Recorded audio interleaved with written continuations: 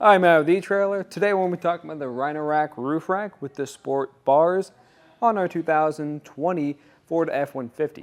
Now this is going to be a great option if you're looking for something that's going to give your vehicle a little bit more of a rugged look and will give you the ability to carry a lot more accessories on your longer trips. So let's check it out.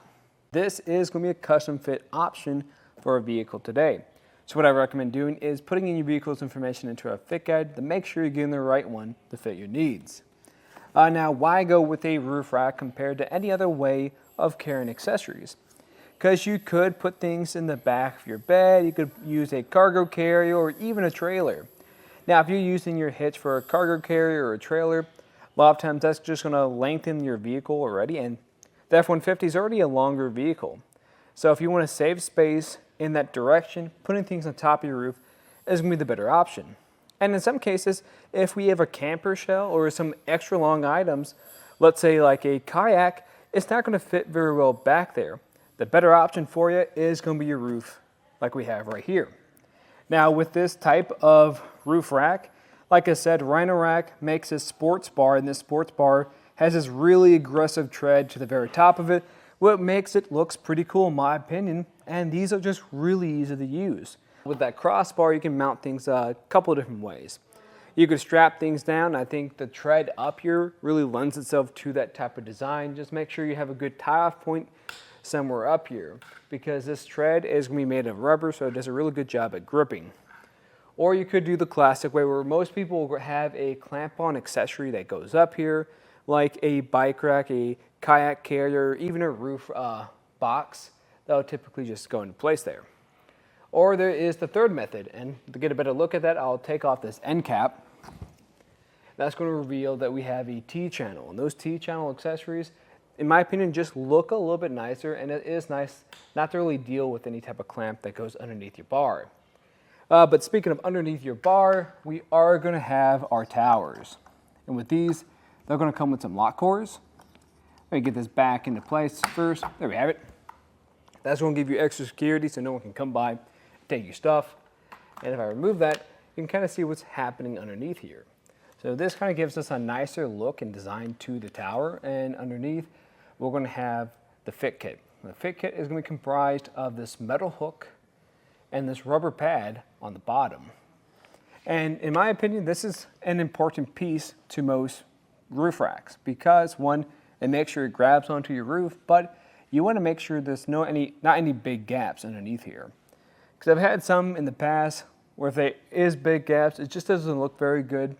And to me, if it's more of a custom fit or more seamless fit, it just gives me more peace of mind that it's going to do a good job staying in place. The first measurement I'm going to get is going to be the overall height. So this is going to add just about 4 inches to the top of your roof. Really isn't too bad. It's a little bit higher than some other options out there. But with that, we get a little bit more space underneath. So that's going to be just a little bit under 3 inches. So even if you have a more bulky clamp style, you also have room where it's not making contact with your roof. Now, if you have some type of sunroof and that expands up, definitely keep an eye on that because we don't want to make contact with those clamps. Now, for the overhang we have, right over here, I'm getting a little bit under 2 inches. And why that's important is it lets us know if we can put any accessories at the very sides of our vehicle. So if you have anything like a roof box or a bike rack, you don't want to have to reach too far in to gain access to those items. Now, it really just depends on what those accessories are, because in most cases, a little bit under 2 inches, you won't be able to put a lot of larger accessories back here like your kayak carriers. But if you have anything like a ski carrier that has smaller straps, that should fit over here just fine. Now for the overall crossbar spur we have, that's going to be the distance from the center of one to the center of another one. And this is going to be a little bit under 32 inches. That's pretty standard for most roof racks, so most accessories should be compatible with this. Just double check if you already have that, make sure it's going to work with that spread. Now when it comes to weight capacity, it's going to have a great weight capacity, but what's most likely going to be your limiting factor is going to be your roof.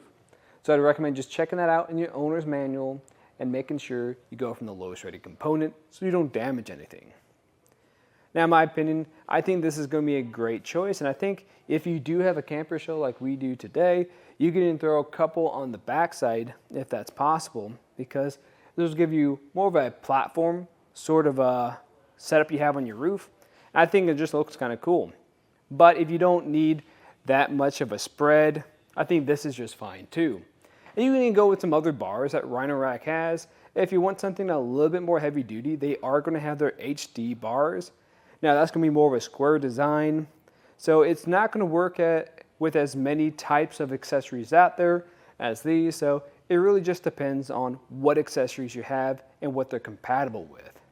So to begin the installation, I'm going to lay everything out. So right in front of me, we're going to have the crossbar, and closest to me, we're going to have the clamps to our fit kit, and we're going to have the tower itself. Now with the fit kit, you're also going to get this rubber pad. They are going to have side-specific locations. We'll go over that later on. And we're going to have our tool so we can install everything. Now you'll notice I already have one of them installed. It's going to be the same process. We will have a few different measurements, but just make sure you have your instructions on hand so you can reference those measurements. But what we're going to do here, where I like to start, is with the crossbar. You want to make sure that the top side is facing down. And I'm just going to remove our end caps here by pulling on them.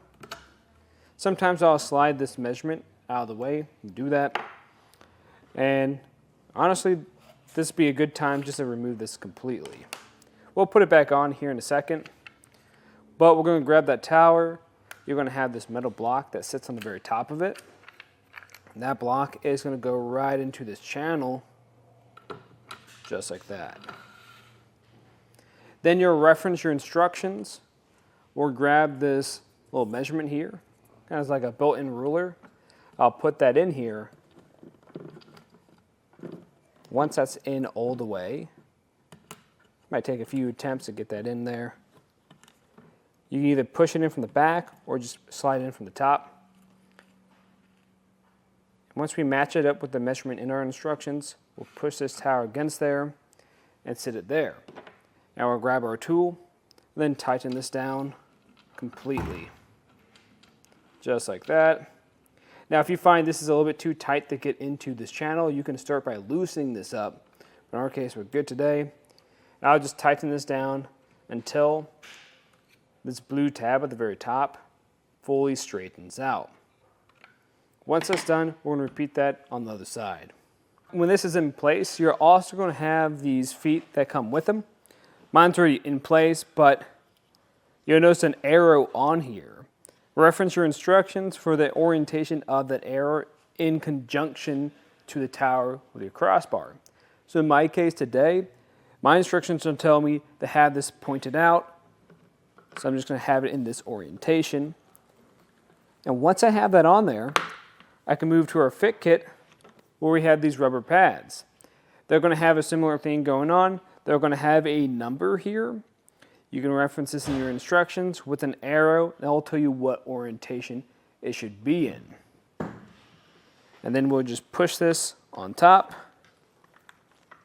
And make sure this is either on the correct side, so they will be driver and passenger side specific.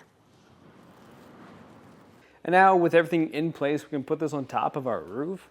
And it's really just going to depend on which one you're working with. You're probably going to start off working with the front crossbar.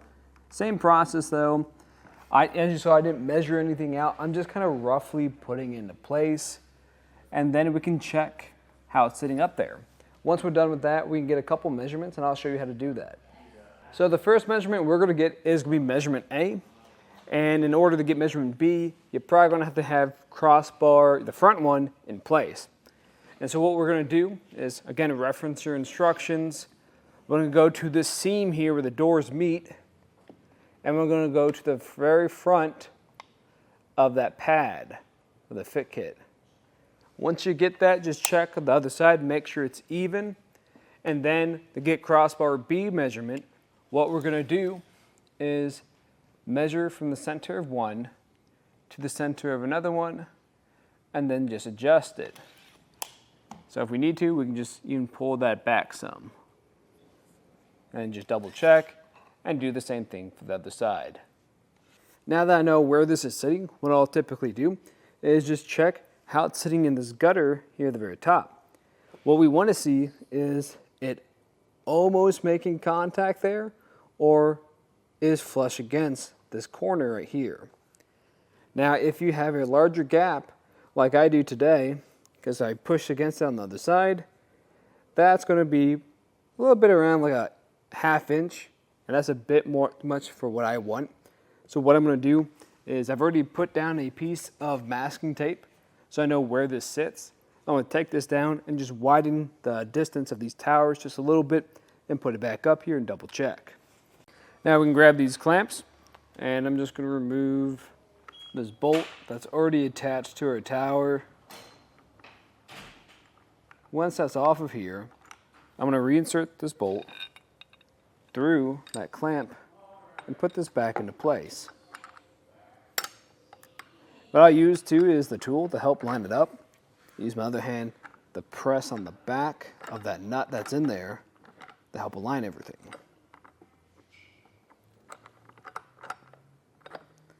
Once it starts to grab on, I'm just going to lightly tighten this up. I don't want to fully install it quite yet because we want to make sure this has even pressure on either side. So just a little bit of resistance on here. Go to the other side, repeat that same process, and then just fully tighten this down, going back and forth. The way you'll be able to tell if it's fully tightened down, like I said earlier, when you're turning this tool here, you'll notice it's going to fully straighten out like that. And then we can grab our end caps, put those on, and lock them into place. Once you're done with that, just give it a good old shake test. Make sure it doesn't feel loose and it's not going anywhere. If it feels good, you can load it up and take it out for a ride. Now, if you guys have any other questions, let us know here at etrailer. And again, I'm Matt, and thanks for watching.